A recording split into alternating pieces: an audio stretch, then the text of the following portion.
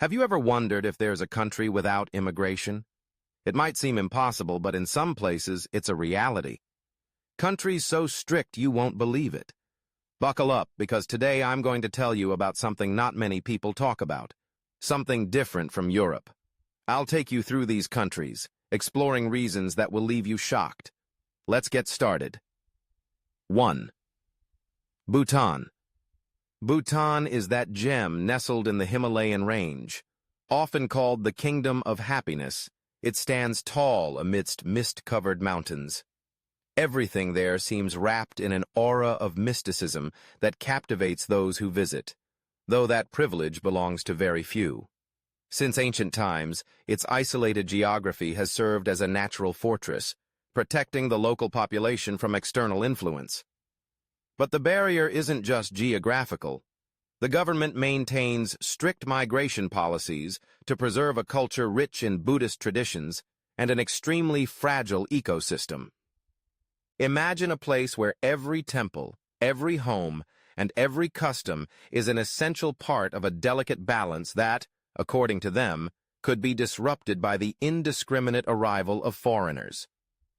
The concept of gross national happiness is so deeply rooted in Bhutan that leaders prioritize it over conventional economic metrics. To ensure this collective happiness endures, they've severely limited the number of people who can gain permanent residency. Even for tourism, there's strict control over the number of visitors allowed annually, as well as the routes and places they can access. Some see this as the only way to preserve local traditions.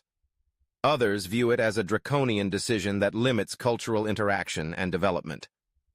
This zeal to protect Bhutanese identity dates back decades, when the monarchy decided to strengthen Buddhist principles and safeguard natural resources considered sacred. Every visitor is aware that, beyond legal limits, there's a deep love for the land and religion that reinforces resistance to the idea of the country being filled with foreigners. Over time, several Nepali-origin communities have settled in some regions of Bhutan, sparking ethnic conflicts in the past. Incredible, right? These events led to increasingly strict policies to ensure such internal tensions wouldn't recur. While the current harmony seems to be a result of this stance, some critics argue that beneath this peaceful surface lie acts of discrimination and forced displacements. For many Bhutanese, however, keeping borders closed is the key to sustaining their traditional values and their almost mystical connection with nature. Whatever the interpretation, there's no doubt that Bhutan is a clear example of what happens when an entire nation decides to shield its way of life from foreign influence. 2. Saudi Arabia. Our next stop takes us to a desert region where dunes and scorching heat dominate the horizon. Saudi Arabia. Here, the story takes an unusual turn because the country hosts millions of foreign workers who play crucial roles in construction, the oil industry, and domestic services. Yet, despite their massive presence, these immigrants rarely achieve permanent residency or citizenship. Their reality is shaped by a system known as kafala, which ties foreign workers to the sponsorship of a local employer. This means their stay depends almost entirely on that employment relationship, severely limiting their rights and ability to fully integrate into Saudi society. This structure has persisted for decades, and for many international observers, it represents a form of modern exploitation, where migrants fill jobs locals typically avoid, but live in constant legal instability. While they contribute their labor, they're unlikely to integrate into the country's culture and legislation. Saudi Arabia also doesn't make naturalization easy. The requirements for becoming a citizen are filled with obstacles, from lengthy residency periods to fluency in Arabic and adherence to the majority faith. Naturally, these demands are hard to meet in an environment that doesn't encourage long-term stays for foreigners. Thus, the Saudi paradox is clear. A high number of temporary immigrants, but almost no opportunities to settle permanently. With this, Saudi Arabia maintains a closed society where national identity and conservative values prevail. The life of a migrant is confined to specific spaces, often separate from the environments where Saudi citizens interact. Some point to an underlying xenophobia that views foreigners as mere economic tools, devoid of significant rights. Others justify these policies as a way to protect the social structure and religious status quo. Whatever the case, in the sands of the country, the traces of millions of migrants vanish as easily as footprints in the desert. 3. Japan. Now we head to Japan, the land of the rising sun, with centuries of traditions rooted in Confucianism, Buddhism, and Shintoism. Japan is a country that has built its identity on cultural homogeneity. For a long time, the island nation adopted highly restrictive immigration policies. However, modern reality presents an almost unavoidable challenge. The population is aging rapidly, and the birth rate is plummeting. Faced with this scenario, the Japanese government has begun to ease some regulations in hopes of attracting skilled foreign labor, especially in sectors like technology. Even so, settling in Japan permanently remains a daunting task. Visa requirements, the language barrier, and highly specific workplace customs are obstacles that deter many from seeking a life in the archipelago. The work visa system can be complex, and while more categories have opened, naturalization involves a lengthy process with rigorous language and culture exams. For Japanese society, preserving its identity and community structure has been a fundamental pillar. Some see the low presence of immigrants as a way to maintain social harmony and economic efficiency based on values like discipline, respect, and stability. However, this relative isolation also creates problems.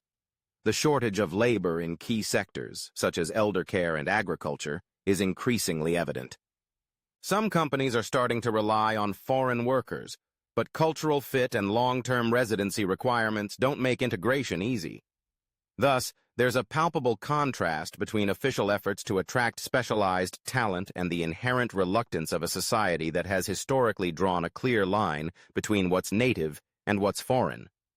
While the number of immigrants grows timidly each year, Japan remains one of the developed countries with the lowest rate of foreign presence, and the tension between necessary openness and the desire to preserve cultural cohesion continues to shape its migration policies.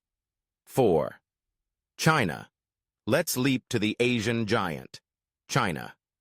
At first glance, this might sound surprising because cities like Shanghai, Beijing, or Shenzhen have pockets of foreigners, from students to entrepreneurs.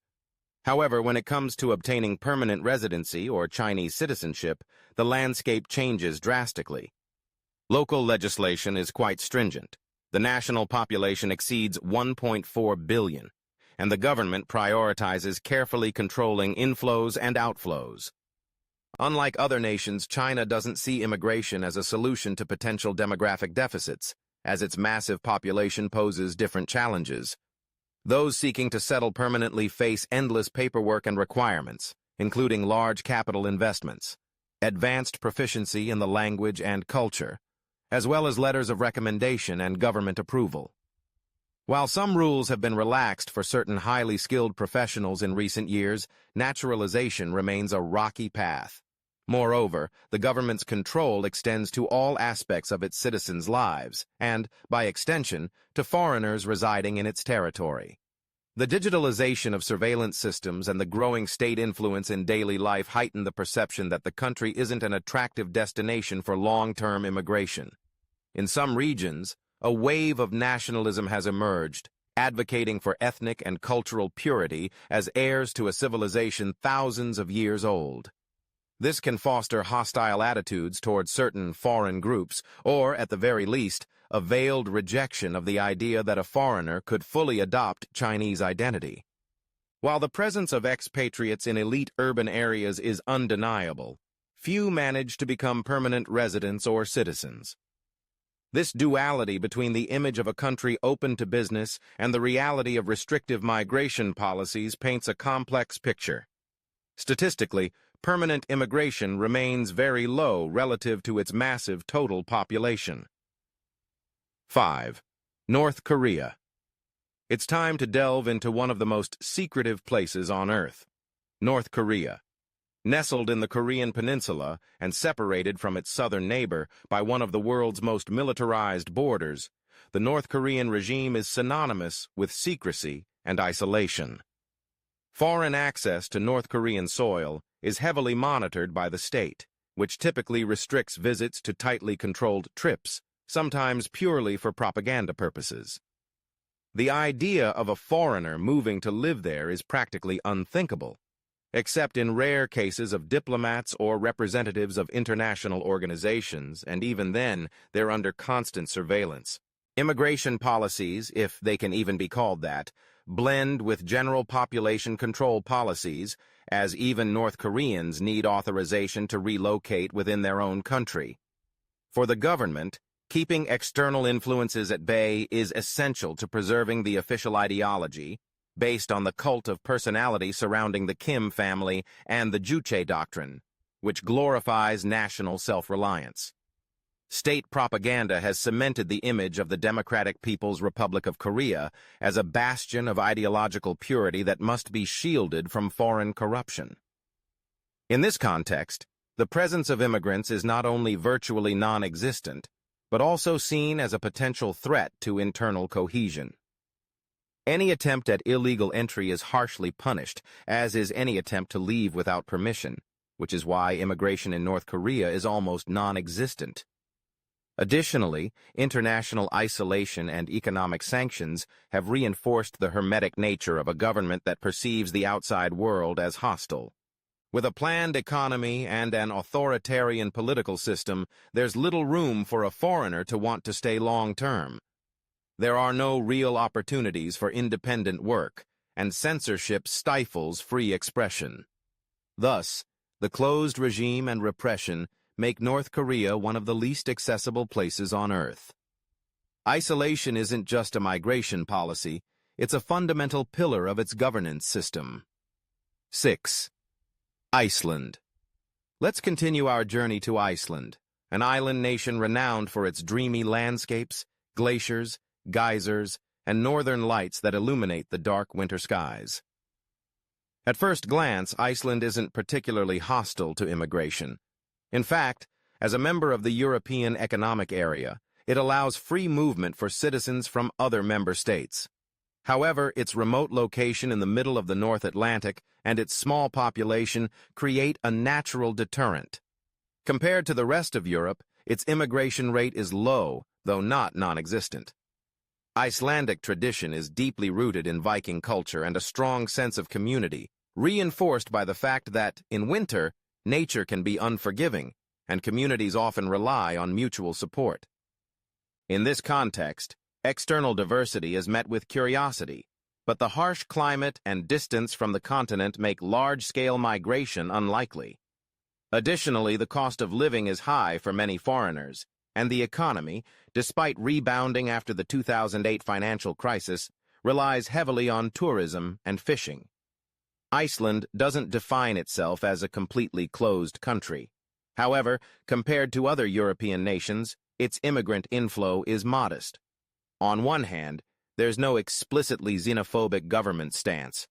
On the contrary, authorities have shown openness to civil rights, and Icelandic society prides itself on high gender equality and social protections. Nevertheless, its geographic isolation and the scarcity of job opportunities beyond specific sectors make many migrants opt for other European destinations. Thus, Iceland maintains a slow pace of integration that contrasts with countries at the heart of major international migration flows. 7. Australia. We now head to another island at the opposite end of the globe, Australia. For decades, this country has been a destination for significant migration, partly due to its history as a hub for European settlers, and partly due to its booming economy and quality of life. However, what's often overlooked is the strict migration policy governing asylum seekers and low-skilled individuals. The Australian government has implemented measures to deter the arrival of refugee boats, sending them to detention centers in third countries or processing them remotely. These practices have been criticized by human rights organizations as inhumane and contrary to international law. Australia's policy is based on a points system that favors highly skilled professionals who can obtain residency and, eventually, citizenship. Others face enormous barriers. Many see this as a filter to preserve economic prosperity and the lifestyle that characterizes cities like Sydney or Melbourne. However, beneath the image of tolerance and multiculturalism, there are racial tensions and narratives promoting a white, English-speaking Australia. This stigma, inherited from the infamous White Australia policy that dominated much of the 20th century, still lingers in certain social circles. For skilled migrants, Australia offers economic opportunities and relatively harmonious coexistence. But for those fleeing conflict in their home countries, the path is very different. Detention on islands like Nauru has drawn sharp international criticism. While Australia can't be labeled a zero-immigration country, it operates a model that tightly controls who is granted the privilege of settling. The duality between selective openness and harshness toward refugees fuels ongoing controversy. While the government justifies these measures as necessary to safeguard maritime borders and maintain internal stability, critics accuse Australia of insensitivity and institutionalized xenophobia. 8. Turkmenistan. Our journey now takes us to Turkmenistan, a Central Asian country that was once part of the Soviet Union and, since its independence, has been known for its authoritarian regime and tendency toward isolation. Few in the West could easily locate this country on a map, and even fewer could speak of it from direct experience. Visas to enter are hard to obtain, and government scrutiny is exhaustive. The cult of personality surrounding its leaders, first Saparmurat Niyazov and later Gurbanguly Berdimuhamedow, has fostered an environment of heavy censorship and media control. In this context, immigration is virtually non-existent.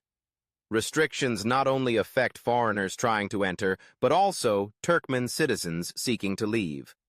Turkmenistan boasts vast natural gas reserves, granting it some economic autonomy, but its closed-door policy and repressive system have made its society one of the most isolated. The government doesn't welcome visitors unless it's strictly for business or projects under full state control. Even tourism, despite occasional campaigns, fails to take off due to visa requirements and internal controls that deter travelers. As for the local population, official propaganda promotes a sense of national pride bordering on extreme nationalism. Some label these tendencies as xenophobic, especially given the bureaucratic hurdles faced by ethnic minorities. In this context, regular or long-term immigration figures are negligible. No one disputes that Turkmenistan is a country where political repression and lack of civil liberties are evident, and for many foreigners, the idea of settling there long-term holds little appeal. Thus, isolation and authoritarianism combine to make Turkmenistan practically an enigma to the rest of the world. 9. Afghanistan. We now move to a region of near-constant conflict. Afghanistan. This country has been a stage for wars, foreign interventions, and internal struggles for decades. The notion of considering it a destination for immigration seems, at first, highly unusual. Historically, however, this land at the crossroads of Central Asia was a cultural melting pot, thanks to the Silk Road. Today, the world's most common images of Afghanistan are tainted by violence, poverty, and political instability. The Taliban's rise to power has reinforced perceptions of a country steeped in fundamentalism and lacking rights, especially for women and minorities. With a collapsed economy and persistent conflict, the few foreigners who arrive are journalists, humanitarian workers, or diplomats, typically staying in protected areas. Voluntary immigration, in the sense of seeking a better future, is practically non-existent. On the contrary, thousands of Afghans seek to leave daily, fleeing violence or religious repression. In such a hostile environment, the government or de facto authorities' ability to regulate immigration or foreign residency is limited. but the country has become so dangerous that people avoid settling there.